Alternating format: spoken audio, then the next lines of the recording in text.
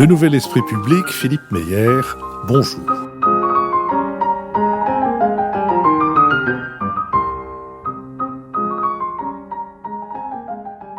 Bonjour, merci de nous avoir rejoints pour ce nouveau BADA, pour ce nouveau supplément culturel, pour ce nouvel épisode de Si c'est pour la culture, on a déjà donné, qui me donne l'occasion de recevoir une photographe, Aglaé Bory. Aglaé Bory, bonjour. Bonjour Philippe. Aglaé, comment est-ce qu'on devient... Je veux dire, vous êtes photographe déjà depuis combien de temps ? Je suis photographe depuis un tout petit peu plus de 20 ans, désormais. Comment est-ce qu'on devient photographe ? C'est votre premier métier ? C'est le métier que vous avez appris à l'école, si je puis dire ou... Oui, c'est un désir qui est apparu dans mon adolescence. J'ai rencontré la photographie à peu près vers l'âge de 16 ans, je dirais, et j'ai eu envie en fait de faire ce métier à peu près à ce moment-là. Donc j'ai mis en œuvre un peu les moyens pour y arriver et je me suis renseignée sur les études qu'il fallait faire pour y arriver. Bien sûr, je ne sais pas si vraiment on peut apprendre à devenir photographe dans une école, mais en tout cas, on apprend quand même des choses qui aident à devenir photographe dans une école. Donc j'ai fait une école, j'ai d'abord fait l'université. J'ai fait de l'histoire de l'art et puis ensuite je suis allée à l'école nationale de la photographie d'Arles et voilà donc mais après devenir photographe c'est quand même un cheminement, un chemin, il faut exercer son regard et ça prend du temps. Vous dites j'ai rencontré la photographie à l'âge de 16 ans, mais c'était sous quelle forme et sous quelle signature ?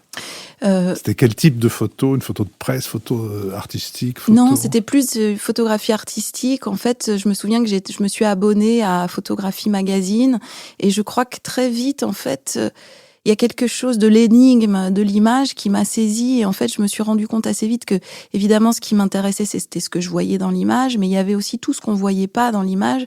Et évidemment, j'avais 16 ans, je ne le formulais pas de cette façon, mais je me suis rendu compte qu'il y avait quand même quelque chose de particulier dans l'image fixe qui m'a beaucoup interpellée. Et c'est cette rencontre-là, un peu du mystère, de l'énigme, je crois, qui m'a donné envie de faire ce métier. Et aussi, c'est un métier assez solitaire, en fait, photographe, ce que j'étais à l'adolescence plutôt. Et voilà, j'avais envie de percer un peu, je crois, cette énigme de l'image. Qu'est-ce qu'on apprend à l'école de la photographie d'Arles ? D'abord, ça dure combien de temps ? Et puis, qu'est-ce qu'on apprend ? Quels cours ? Quel est l'intitulé des cours ? C'est une bonne question parce qu'en fait, alors c'est une école que je rêvais de faire vraiment depuis l'adolescence. Donc, j'ai mis en œuvre, voilà, tous les moyens pour y arriver, c'est-à-dire aller à la faculté avant, faire une préparation au concours qui était quand même assez ardue. Et je dois avouer, malheureusement, que quand j'arrive dans cette école, je réussis le concours à l'âge de 19 ans, quelque chose comme ça, et j'ai été un peu perdue au début parce que il y avait un changement de direction à ce moment-là et c'était une école que je rêvais de faire et donc il y a eu une petite déception, je dois dire, parce qu'il y avait, pardon pour l'école, mais vous verrez, je vais vous expliquer Philippe que finalement ça s'est réparé par la suite, mais on était un peu livrés à nous-mêmes. Alors on apprenait beaucoup finalement à nous trouver quelque part, mais de façon peut-être un peu trop solitaire. On avait des cours surtout autour de la théorie, des cours d'histoire de la photographie, des cours d'histoire de l'art, des cours de sémiologie, donc très théorie, très autour de la théorie de l'image, qui est très important parce qu'évidemment, quand on est photographe, il faut comprendre ce que c'est qu'une image. Donc c'était des cours très importants, mais il manquait un peu dans cette école peut-être la dimension technique, qui n'est pas forcément au cœur de la pratique par la suite, mais quand même qui permet de faire des découvertes aussi et de choisir son écriture photographique. Donc il n'y avait pas trop cette dimension-là. Je l'ai apprise en fait après sur le tas en fait parce que je suis devenue aussi après mes études assistante de photographe et c'est comme ça aussi que j'ai appris à vraiment l'outil photographique et que j'ai compris qu'il fallait faire des choix optiques, plein de choix. En fait, la photographie, c'est une succession de choix à travers le cadrage, les optiques, etc., le positionnement, le point de vue. Et donc, tout ça s'est fait sur plusieurs années, en fait. Mais à l'école, c'était plutôt la partie théorie. Et donc, j'ai été peut-être un peu mauvaise élève, parce qu'en fait, je suis partie finalement de cette école au bout de 2 ans, ça a duré 3 ans. Je suis partie à la fin de la 2e année. Donc j'ai pas passé mon diplôme et quand je vous disais que ça avait été un peu réparé, c'est-à-dire que l'année dernière je me suis saisie de la possibilité d'obtenir le diplôme de l'école d'Arles grâce à la VAE, c'est-à-dire les validations des acquis de l'expérience. Donc j'ai fait ça et j'ai obtenu en 2020, 20 ans après, mon diplôme de l'école nationale qui était devenu entre-temps supérieur. de la photographie. Et je dois dire que finalement, en fait, ça avait beaucoup plus de sens pour moi d'obtenir ce diplôme en 2020 qu'en l'an 2000. Ça vous ouvre vraiment des portes ou c'est une affaire entre vous et vous ? L'avenir me le dira, c'est surtout une affaire entre moi et moi. J'avais envie de boucler la boucle. Je trouvais assez extraordinaire cette possibilité que je puisse passer un diplôme 20 ans après avoir quitté une école. Je trouvais ça assez merveilleux comme possibilité. Donc quand j'ai découvert que c'était possible de le faire, j'ai eu vraiment envie de le faire. Mais c'est vrai que c'est une affaire de moi à moi. J'avais envie d'achever quelque chose que j'avais laissé quand même inachevé, un peu béant. Et j'avais envie de pouvoir le conclure. Et ça me permet d'envisager les choses autrement. Puis ça m'a permis l'année dernière aussi quand même de me replonger dans le travail de réflexion autour de l'image, autour de ma pratique photographique. Donc finalement, c'était un moment assez important, riche, dense, et puis de me confronter aussi à un jury, ce que j'avais pas fait il y a 20 ans, de faire le point sur où j'en étais dans ma pratique photographique. Tout ça, ça a été assez bénéfique finalement. Quand on entre dans un métier, quand on commence à l'envisager à l'adolescence, vous avez dit que vous aviez 16 ans quand vous avez commencé à être un peu saisi par la photographie, on a un panthéon que quelquefois on abandonne ou qu'au contraire on a la chance de pouvoir conforter et peut-être quelquefois même rencontrer. Votre panthéon de cette époque et de l'école d'Arles, c'était qui ? Alors, le Panthéon de cette époque-là, je pense qu'il y avait déjà Raymond Depardon. Il y avait forcément Henri Cartier-Bresson, parce que c'était toute cette idée autour de l'instant décisif, qui était quand même une idée de la photographie humaniste, mais qui était une idée incontournable, en fait, dans la photographie. Donc, il y avait Henri Cartier-Bresson, il y avait Raymond Depardon, il y avait Arnaud Claes, qui m'avait beaucoup fascinée, et puis dont j'étais très heureuse, parce qu'en fait, c'était aussi un professeur de l'école de photographie, donc j'ai pu par la suite le rencontrer. Donc, une photographie quand même humaniste, parce que c'est vrai que dans ces années-là, moi, quand j'étais adolescente, il n'y avait pas Internet. Donc, je me documentais un peu comme je pouvais. Et forcément, je suis rentrée par la photographie, un peu par les grands photographes aussi connus du grand public. Donc, j'allais à la bibliothèque, j'avais des bouquins sur la photographie. Il y avait Édouard Bouba aussi, dont j'aimais beaucoup le travail, et qui en plus avait fait un merveilleux livre qui s'appelle La photographie, tout très simplement, et qui est en photographie sur la technique, mais pas du tout de façon ennuyeuse, qui raconte comment, justement, à travers son propre travail, quel choix technique il a fait pour obtenir cette image-là. Et je me souviens que c'était mon livre de chevet. Donc, je rentre dans la photographie un peu par ce biais-là, de la photographie humaniste plutôt noir et blanc. Et puis, par la suite, je vais découvrir des photographes un peu plus contemporains, la photographie couleur, et que je vais d'ailleurs adopter, puisque finalement, j'ai très peu travaillé en noir et blanc, et donc je découvre à la fac et puis à l'école d'Arles toute la modernité en fait dans la photographie, les grands photographes américains, puis l'innombrable quantité de photographes tellement brillants qui existent. Mais voilà, donc au début je rentre plutôt par le noir et blanc, et puis finalement j'adopte la couleur. Alors, ne négligeons pas l'aspect trivial d'une vie professionnelle. À partir de quel moment et comment est-ce qu'on gagne sa vie comme photographe ? Alors, c'est une chose, d'ailleurs, qui n'est pas du tout évoquée à l'école, ce qui est peut-être un petit peu dommage. À l'école forme des artistes, des photographes artistes, auteurs, mais n'évoque pas du tout, en fait, cette relation... C'est un peu la maladie de tous les enseignements artistiques en France, au Conservatoire national Absolument. supérieur, lui aussi, de musique. On forme des solistes, et puis à la fin, évidemment, on a des musiciens d'orchestre qui n'ont pas été formés pour être musiciens d'orchestre, et des solistes qui n'ont rien appris de la manière dont on pouvait se défendre dans cette jungle qu'est le monde artistique, car la musique n'adoucit les mœurs que sur le papier. Mais exactement, en photographie c'est pareil, ça n'échappe pas à la règle, et donc il manquait toute cette dimension-là. Donc après, quand qu'on décide de devenir véritablement photographe, c'est-à-dire d'en faire son métier, moi je me souviens avoir été complètement perdue en fait, c'est-à-dire par quel bout commencer. On nous apprend pas du tout à connaître les institutions, parce qu'en fait il existe tout un tas de supports, il y a des bourses, il y a des prix, tous les acteurs de la photographie, toutes les structures qui aident les photographes à créer. Donc tout ça évidemment on le découvre seule. Enfin, je veux dire, moi, ça a été complètement autodidacte comme formation. Et donc, progressivement, je deviens assistante. Et ça a été quand même très important parce qu'on apprend beaucoup auprès des autres photographes. Et puis en parallèle, je commence à faire un petit peu de presse. Donc comme j'aimais déjà faire des portraits, parce que finalement je me rends compte assez vite que ce que j'aime photographier, c'est les autres, c'est les gens. Donc j'ai commencé à faire des portraits assez rapidement en fait en arrivant à Paris, en marge de mon travail d'assistanat, et progressivement voilà, je commence à faire des portraits pour la presse, pour les Inrecuptibles, pour Libération. Je démarche avec mon dossier, voilà, je vais voir les gens dans les services photos et j'essaye de donner envie aux gens de me confier la réalisation de certains portraits, et donc ça se fait progressivement comme ça. À un moment donné, il y avait des grandes agences de photos. Oui. Libération avait l'agence Vue qui avait été créée, qui faisait, qui faisait prime dans beaucoup de très au-delà du journal où elle était née elle-même. Ça existe encore, ça a disparu, ça joue quel rôle? Ça existe encore, bien sûr, l'agence Vue est toujours là. Il y a encore différentes... Il y a l'agence Magnum, évidemment. Il y a plein d'agences qui existent encore. C'est vrai qu'à un moment, peut-être que cette idée du collectif... Il y a Tendance Floue aussi, pardon. Il y a Myop, qui sont des agences françaises qui fonctionnent encore très bien.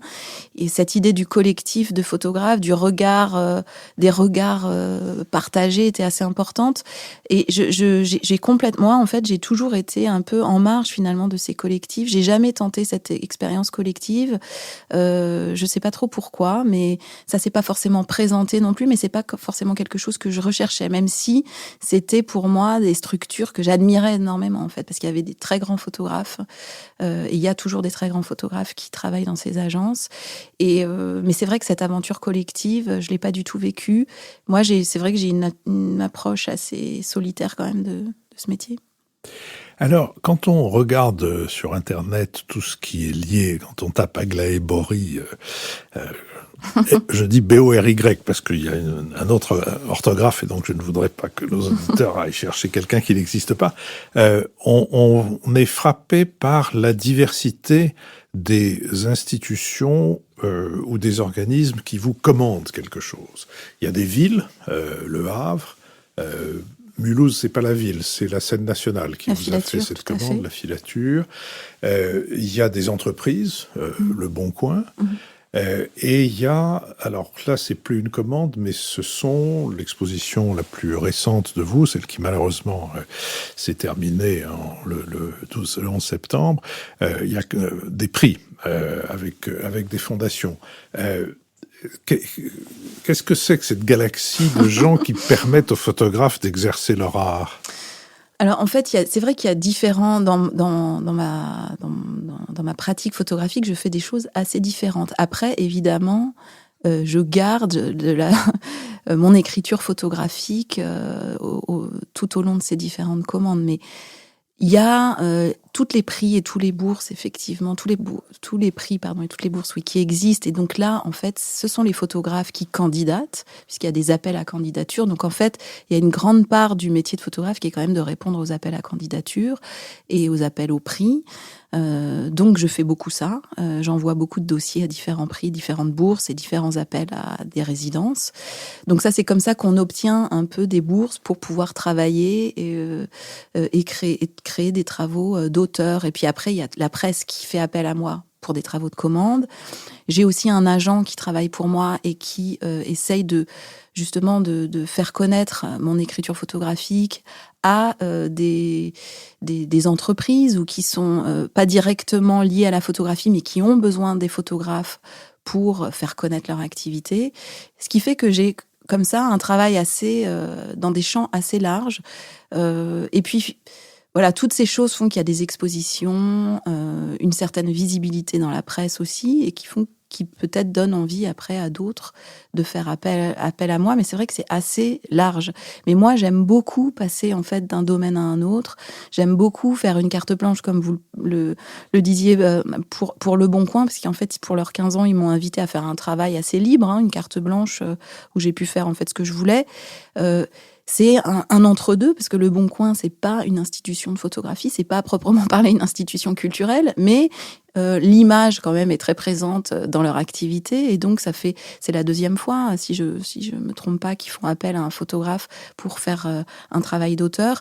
Et moi, j'aime ces mélanges en fait, et je trouve ça très intéressant en fait, la contrainte de la commande, parce que c'est dans la contrainte de la commande qu'on arrive en fait à trouver des choses intéressantes. Alors, arrêtons-nous au moment sur le Bon Coin, je voulais y venir plus tard, mais ça n'a pas d'importance. Donc, on vous donne une carte blanche. Ils ont déjà donné une carte blanche à un photographe, c'était pour leurs 10 ans, si je me souviens bien. Exactement. Thierry Bouette. De quoi était composé le résultat de cette carte blanche à Thierry Bouette? Thierry Bouette, il a rencontré aussi des gens qui mettaient des annonces sur le Bon Coin et qui vendaient des choses assez particulières. Je crois qu'il a essayé de trouver des gens qui vendaient peut-être des choses parfois un peu banales, mais aussi il y a quelqu'un qui vendait un avion, des choses assez extraordinaires. Et donc c'était un regard un petit peu décalé finalement sur l'idée de l'annonce. Parce que souvent les photographies d'annonce sont pas des photographies forcément les plus intéressantes. Donc je pense qu'il a essayé de rendre intéressant cette idée de l'annonce et d'essayer de voir aussi un peu qui se cachait derrière les objets qui étaient vendus sur la plateforme du Bon Coin. Alors vous pouvez pas refaire la même chose. Qu'est-ce que vous avez décidé de faire? Je peux pas refaire la même chose, mais en même temps, je dois prendre en considération quand même le fait que le Bon Coin est une plateforme qui permet à des gens de vendre des choses. Donc, je ne pouvais pas non plus trop m'éloigner de cette contrainte, mais j'ai essayé quand même de faire quelque chose qui m'intéresse, parce qu'il faut quand même que moi, je puisse aussi être nourrie et avoir un désir et une inspiration. Ils avaient vu, en fait, ils m'ont proposé ce travail aussi parce que j'avais fait auparavant un travail qui s'appelle Intérieur, qui est un travail d'autoportrait en fait, et où je me dissimulais dans des intérieurs. C'était plus une réflexion sur l'espace domestique en fait, et les femmes et la création. Donc l'espace domestique était envisagé à la fois comme un lieu un peu d'enfermement, puisqu'il y a quand même un confinement historique des femmes à travers les âges, et puis c'était aussi l'intérieur comme un espace de création, évidemment pour faire référence par exemple à des auteurs comme Virginia Woolf. Donc j'avais fait ce travail-là et ils avaient envie que je continue un peu dans cette idée-là. Et donc j'ai été en fait à la rencontre de personnes qui vendent des choses sur le Bon Coin, mais c'était plus un prétexte pour rentrer dans leur intérieur et essayer de réfléchir à cette idée de se débarrasser des choses, d'acquérir des choses. Et donc je les ai photographiées d'une façon un peu invisible dans leurs intérieurs. C'est-à-dire que vous avez accordé davantage d'importance à l'intérieur qu'au vendeur ou à la vendeuse. Oui, et qu'à l'objet vendu aussi. D'accord. Tout ça, c'était des prétextes en fait pour encore interroger cette relation à l'espace domestique et à l'intérieur. Alors, pour reconstituer ce qu'il pouvait y avoir autour de cet objet vendu qui allait disparaître. Un mot, parce que vous venez de parler des photos qu'on met sur Internet pour vendre ou pour se vendre ou pour faire son intéressant d'une manière ou d'une autre à travers les réseaux sociaux. Entre le moment où vous êtes entré en photographie à l'école d'Arles et après avoir quitté subrepticement et avant le terme l'école d'Arles, il s'est passé une chose, me semble-t-il, très importante, c'est la banalisation de l'utilisation de la photographie à travers les smartphones. Est-ce que vous percevez un impact de cette banalisation-là? Oui. Déjà, je pense qu'on a tous, de temps en temps, enfin moi je l'ai régulièrement, ce vertige du flot absolument inouï, infini, inépuisable d'images qui circulent à travers le monde. Et moi, quand je rencontre la photographie à l'adolescence, la photographie, c'est un objet assez précieux. En fait, c'est un objet. Je ne sais pas si on peut dire que la photographie est un objet, mais en tout cas, c'est une pratique encore assez réservée. Oui, c'est un objet, on le met dans un cadre et on l'accroche au mur et on choisit. C'est vrai. Et il y avait quelque chose d'encore assez réservé. C'est vrai que tout le monde n'avait pas une pratique personnelle de la photographie comme ça l'est aujourd'hui. Et aujourd'hui, tout le monde est photographe d'une façon ou d'une autre. En tout cas, tout le monde fait des photographies d'une façon ou d'une autre. Et du coup, l'image, la photographie est devenue quelque chose d'extraordinairement banal. Et donc, c'est assez vertigineux pour un photographe de se rendre compte que l'image est devenue d'une banalité, le plus souvent incroyable. Et donc, ça remet au centre de la pratique des photographes, je pense, et au centre de la mienne, la nécessité quand même de sortir de cette banalité et de toujours réfléchir à qu'est-ce que ça signifie faire une image, pourquoi on en fait et de quelle façon on les fait, et de se souvenir que finalement, les photographes professionnels ont une responsabilité par rapport aux images qu'ils produisent pour créer quand même un espace de parole, de réflexion. Et donc oui, c'est compliqué quand même aujourd'hui d'être photographe au milieu de ce flot d'images qui... c'est comme s'il y avait presque, en fait, l'image était devenue le prolongement de la réalité. Il n'y a plus de distinction vraiment entre la réalité et l'image. Je veux dire au niveau du grand public, c'est la continuité. Alors qu'effectivement, oui, la photographie a un lien forcément avec la réalité, avec le réel, mais elle doit quand même être autre chose que le réel. C'est une image du réel. Et j'ai l'impression que dans la tête des gens, la photographie est devenue vraiment la continuité directe en fait du réel et qu'il n'y a plus cette réflexion sur qu'est-ce que c'est qu'une image. Et ça peut amener à des choses très généralisantes et embêtantes, en fait, je pense, pour réfléchir autour de l'image. Et c'est vrai qu'on en mange toute la journée. On est abreuvé. Je ne sais pas si vous serez d'accord, mais j'ai l'impression aussi que cette prolifération de la photographie a des effets sur le regard. Oui. C'est-à-dire qu'à partir du moment où ça a si peu de valeur de faire une photo avec son smartphone qu'on envoie presque au hasard, au fond, on la regarde furtivement. On photographie furtivement et on regarde furtivement. Et du coup, je me demandais, moi, pour quelqu'un qui, comme vous, fait de la photographie son métier, si du coup le noir et blanc ne devient pas un des moyens d'arrêter un peu le regard. Peut-être, effectivement. D'ailleurs, moi, j'ai eu un désir assez récent de me remettre au noir et blanc.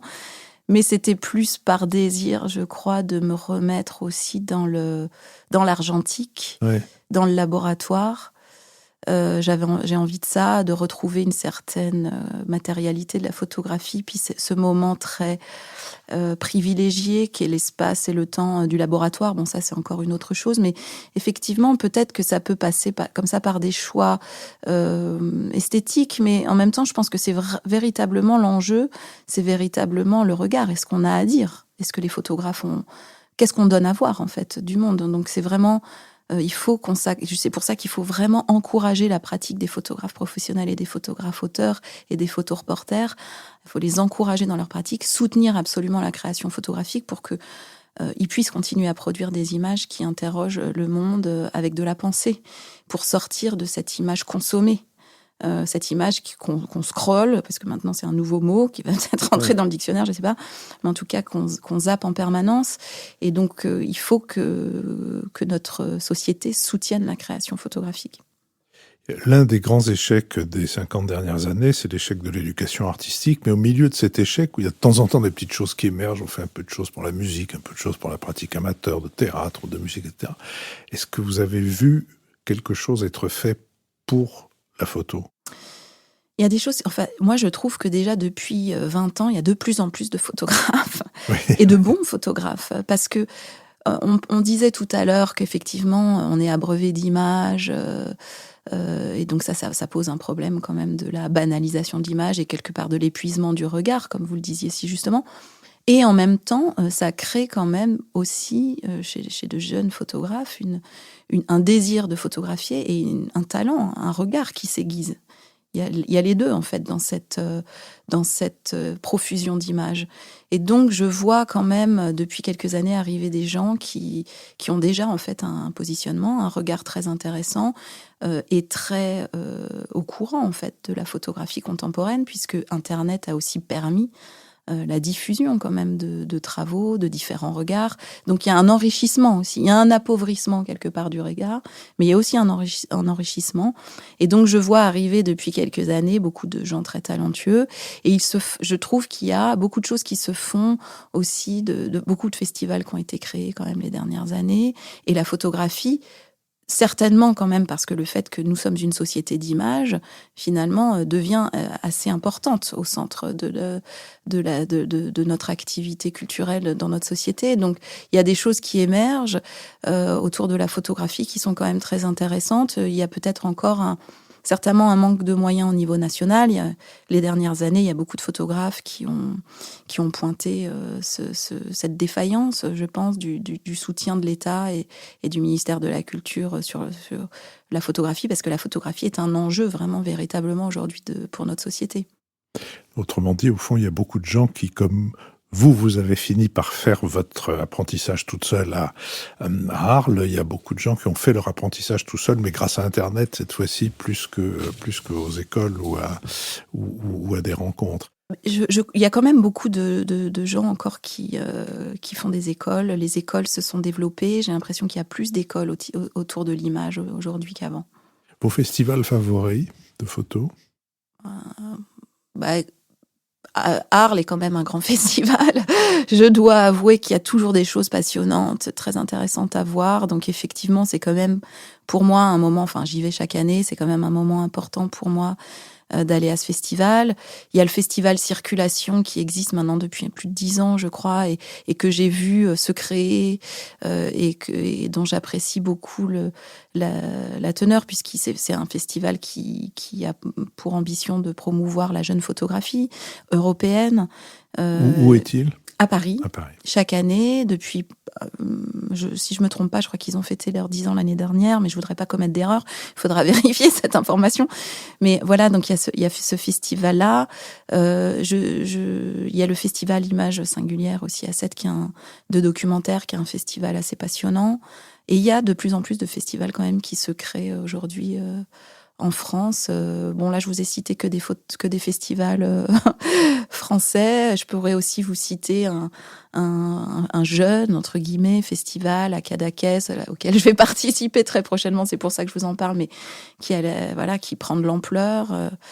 Donc, il y a des choses tout à fait passionnantes quand même qui se font depuis quelques années. Alors, on a dit, laissé entendre et même déjà dit que vous êtes beaucoup une portraitiste.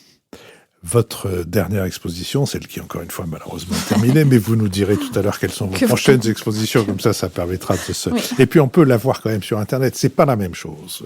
C'est pas la même chose. Il faut pas croire que la photo sur un écran, c'est la même chose que la photo exposée. C'est toujours un compromis. Ça m'a frappé parce que j'ai d'abord regardé sur Internet les photos de ce prix Caritas que vous avez eu, de la photo sociale, avant d'aller chez la galerie Agnès Bourgois, Agnès B, voir cette exposition, et c'est évidemment pas la même chose parce que les formats ne sont pas les mêmes, parce que même la texture n'est pas la même, etc., etc. Alors, je vais, si vous voulez bien, vous prendre comme une sorte de rat de laboratoire. Je veux dire, je vais faire avec vous une expérience. Cette émission jouit du concours d'un jeune assistant, stagiaire, qui a encore du placenta dans les narines. Il a 20 ans, il s'appelle Pierre Levrel. Il est allé voir cette exposition et voilà ce qu'il écrit sur vos portraits. D'accord. Et vous allez réagir. Donc, ce sont des visages de migrants. C'est cru et pathétique.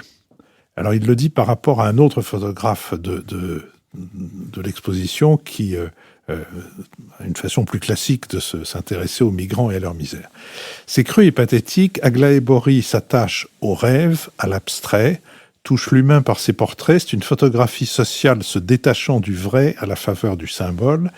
Les sujets occupent une place centrale du cadre, au milieu d'un fond qui n'accorde aucune prise à ce que l'imaginaire collectif conçoit généralement des migrants. On est ramené immédiatement à la personne, c'est très humanisant. Aglaé Bory n'hésite pas à les représenter forts, ambitieux, à l'instar d'Ibrahim qui vit dans la clandestinité chez sa sœur, mais conserve une posture de puissance, imposant, pris en contre-plongée. Il tourne le dos aux antennes du Havre et regarde à droite le futur.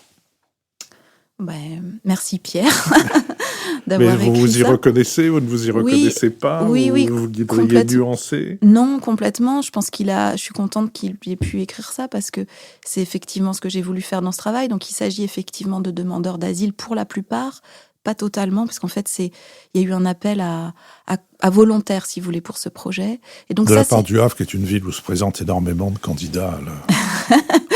Exactement. Et enfin, il y a beaucoup de CADA désormais partout en fait en France, dans toutes les villes. Il y a des gens qui sont hébergés un peu dans toutes les villes. Mais c'était une commande d'un festival littéraire, Le Goût des Autres au départ, qui voulait que je travaille sur l'exil au Havre. Et donc je vous dis ça rapidement parce qu'en fait ça a été, il y a eu un appel à volontaires. Donc toutes les personnes qui sont photographiées ont eu envie de participer à ce projet. Et ça, déjà, ça change un petit peu l'axe, en fait, de travail. Donc, il y a eu ce désir de participer de la rencontre. Et en fait, pour moi, ce qui compte toujours dans le travail que je mène avec les exilés, avec les personnes migrantes, c'est l'idée de la rencontre, c'est-à-dire de transformer le moment photographique, mais aussi l'espace photographique, une fois que l'image est là, en espace de rencontre. C'est ça qui est important pour moi.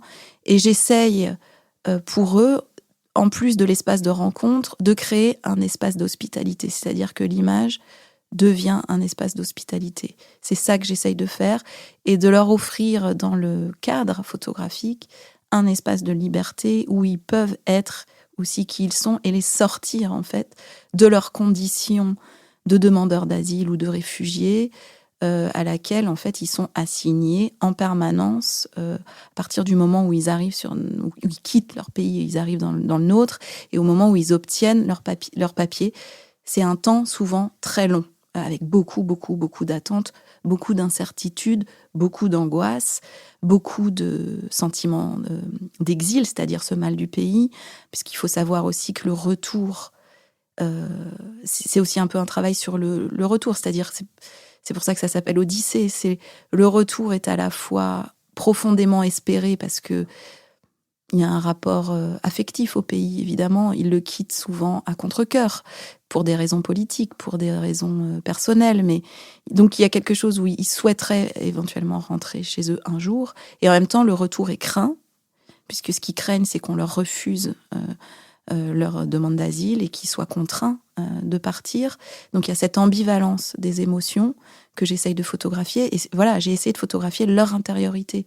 Et pour ce faire, j'ai eu besoin du paysage pour créer une sorte de conversation silencieuse entre eux et le paysage. Le paysage devient le réceptacle de leur intériorité, où ils peuvent déposer ce qu'ils ont en eux, et en même temps, ce paysage nourrit leur intériorité, parce que je pense que il faut toujours essayer d'agrandir notre intériorité, parce qu'à chacun, que ce soit pas forcément dans la photographie et dans l'acte photographique, mais on a tous besoin d'agrandir notre espace intérieur et de l'enrichir. Et l'espace intérieur de ces personnes est malmené.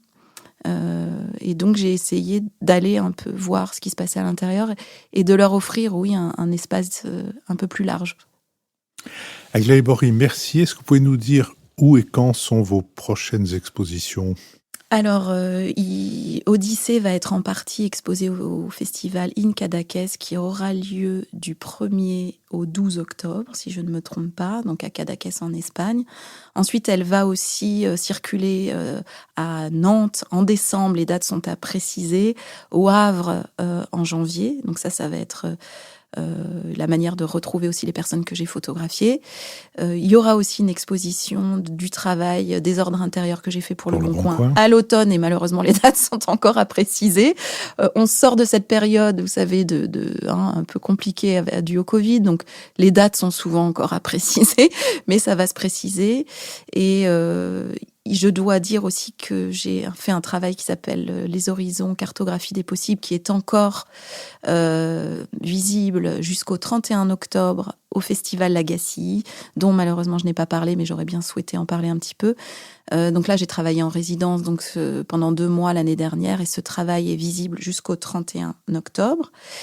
Il est aussi visible au Champ Libre à Rennes jusqu'au 2 janvier. Et c'était un travail dont j'aurais souhaité parler avec vous, mais malheureusement, on ne peut pas parler de tout. Mais ce sont des choses qui sont en cours, en tout cas. La radio, disais-je autrefois, c'est l'école de la frustration. Le podcast, c'est pareil. Aglaé Bory, merci beaucoup. Merci à vous, Philippe. Merci aussi à Pierre Levrel, avec qui cette émission a été préparée, à Nouvelles Écoutes, qui l'a produit, et à Julien Neuville, et à Adrien Beccaria et à l'Arrière-Boutique, où cet enregistrement a eu lieu.